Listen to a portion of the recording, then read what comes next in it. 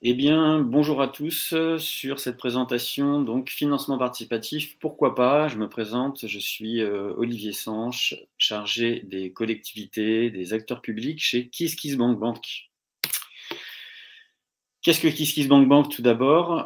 KissKissBankBank, c'est la toute première plateforme de financement participatif qui a été créée en Europe. C'est une plateforme française créée en 2009 qui compte à ce jour plus de 2 800 000 contributeurs particuliers inscrits sur le site, qui ont donné au moins une fois un projet, pour certains même plusieurs fois. Au niveau des projets, justement, depuis 2009, plus de 27 000 projets financés, un peu plus de 147 millions d'euros collectés en financement participatif. Et à noter, aujourd'hui, la plateforme est une filiale de la Banque Postale qui nous a racheté en 2017. Plus largement, KissKissBankBank est partenaire en particulier du réseau CMA à travers un partenariat qui a été signé avec CMA France en 2016, qui a permis à ce jour d'accompagner 406 projets artisanaux qui ont été chercher un financement participatif sur le site, ce qui représente à ce jour plus de 2 300 000 euros collectés par des artisans via leur CMA sur KissKissBankBank. Et ce qui fait d'ailleurs à ce jour du réseau CMA le premier réseau d'accompagnement économique positionné sur le financement participatif en termes de projets. Plus précisément, sur ce partenariat, nous avons sensibilisé et informé près de 600 agents sur l'ensemble du territoire français, dans toutes les CMA, ce qui permet très concrètement aujourd'hui, en particulier donc aux artisans, de trouver des informations, des relais et des conseils de proximité, chacun dans leur CMA. Et plus largement, ce partenariat permet aussi aux artisans qui souhaitent se lancer dans le financement participatif de bénéficier d'un accompagnement personnalisé, de bénéficier de rendez-vous individuels, autant qu'ils en ont besoin pour préparer une campagne, avoir des conseils sur le lancement d'une campagne, sur la façon de communiquer, sur un objectif de financement à se fixer. Plus largement, le financement participatif sur KissKissBankBank est aujourd'hui le fait de l'entrepreneuriat, que vous soyez artisan, que vous soyez commerçant, profession libérale. Les projets d'entrepreneuriat représentent un tiers des projets de collecte de fonds lancés sur KissKissBankBank au niveau global. Alors, si on va plus dans les détails, en quoi consiste ce type de financement? Eh bien, sur KissKissBankBank, ce type de financement participatif, donc qui fait appel à la foule, aux citoyens, à vos clients, permet de collecter des fonds selon 3 solutions différentes possibles. Tout d'abord, solution de collecte de dons. Dons libres ou dons en échange de contrepartie. Alors, ce que l'on appelle des contreparties en financement participatif, ce sont des petits cadeaux matériels, symboliques, des invitations, des ateliers, des conférences, pourquoi pas, ou même tout simplement l'affichage du nom de vos contributeurs sur un petit cadre que vous proposez en remerciement de dons reçus. Deuxième modalité possible d'usage du financement participatif, le principe de la précommande. La précommande permet littéralement de vendre vos produits ou vos services, de prévendre vos produits ou vos services au moment de votre campagne de fonds sur KissKissBankBank, avec un paramètre important qui est le décalage entre la remise des produits ou des commandes réalisées pendant la campagne ou la mise à disposition des services proposés et le moment de la campagne en lui-même. Entre le moment de la campagne de financement participatif et la réalisation des services ou la mise à disposition des produits, eh bien, vous pouvez avoir un décalage de plusieurs semaines, voire de plusieurs mois, 2 mois, 3 mois, 4 mois, et finalement n'enclencher une production ou une logistique qu'en fonction de commandes réellement reçues.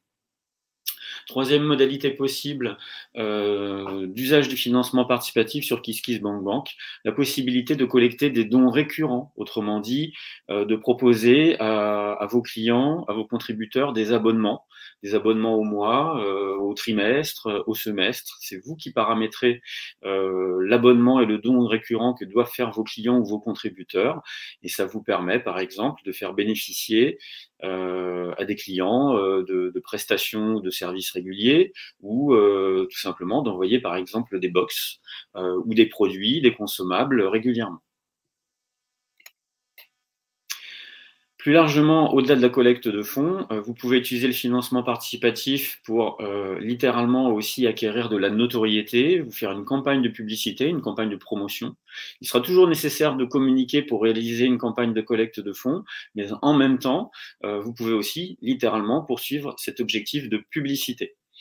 Au-delà de cet objectif de publicité qui va vous permettre de fédérer sur votre page de financement participatif plusieurs milliers de vues, vous pouvez aussi tout simplement utiliser ce qu'on appelle aussi le crowdfunding en anglais, le financement participatif, pour tester une idée, littéralement faire un sondage, notamment dans le cas d'une précommande. Si vous voulez être sûr qu'un nouveau produit, un nouveau service correspond à une réelle attente de vos clients, eh bien, une campagne de financement participatif sera littéralement, en termes de précommande, bien plus efficace qu'un sondage.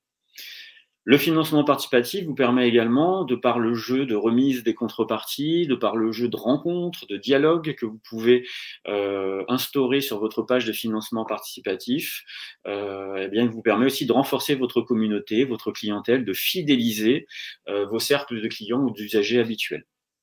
Et puis enfin, évidemment, si on en revient à l'objectif premier du financement, ce mode de financement vous permet de diversifier vos sources de financement avec une collecte de fonds relativement rapide, puisqu'on parle de collectes moyennes qui vont tourner aux alentours d'une quarantaine de jours. Plus concrètement, qu'est-ce que vous pouvez financer en financement participatif à travers une campagne? Vous pouvez tout autant financer des postes d'investissement matériels qu'immatériels. J'insiste notamment sur l'immatériel parce que quand vous avez des investissements immatériels, eh bien, vous ne pouvez pas vous adresser à un banquier. Un banquier préfère vous prêter sur des investissements et des postes matériels.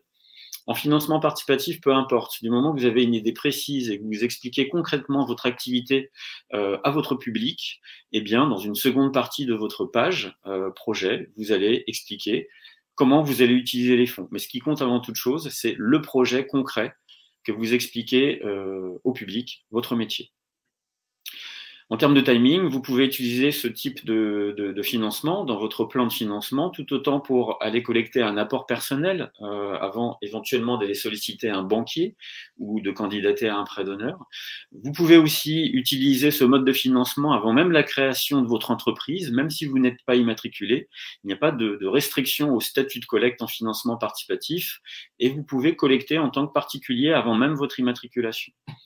Vous pouvez donc utiliser ce mode de financement avant la création d'entreprise, au moment de la création d'entreprise en tant que jeune entreprise, sur des phases de développement ou de transmission reprise. Il n'y a vraiment aucune restriction sur le moment de l'usage du financement participatif pour une entreprise. Et vous pouvez même utiliser ce type de financement à plusieurs reprises dans la vie de votre entreprise.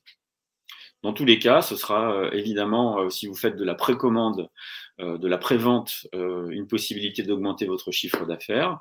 Ce sera aussi un accélérateur de projet qui viendra se rajouter à d'autres financements possibles. Des chiffres clés très rapidement et des moyennes. Je le disais tout à l'heure, une campagne de financement participatif dure une quarantaine de jours. Elle fonctionne sur le principe du tout ou rien, un objectif donné qu'on se fixe et qu'on affiche avant de se lancer, et une obligation d'atteindre ou de dépasser cet objectif pour récupérer les fonds. Si l'objectif n'est pas atteint, tous les contributeurs, à la fin de la campagne, sont remboursés instantanément. Mais rassurez-vous, on vous conseille en amont, avant le lancement, sur un objectif atteignable, personnalisé, au cas par cas. Sur KissKissBankBank, vous serez bien entendu évidemment aussi accompagné et conseillé, justement, non seulement pour fixer un objectif, mais aussi, comme je vous le disais tout à l'heure, pour mettre en place une stratégie de communication. Le modèle économique repose sur une commission de 8% TTC qui est prélevée en fin de campagne et qui englobe tous les frais relatifs à la campagne, en particulier les frais de virement et les frais bancaires. Une campagne moyenne se situera aux alentours de 5 000 à 10 000 euros de collecte de fonds.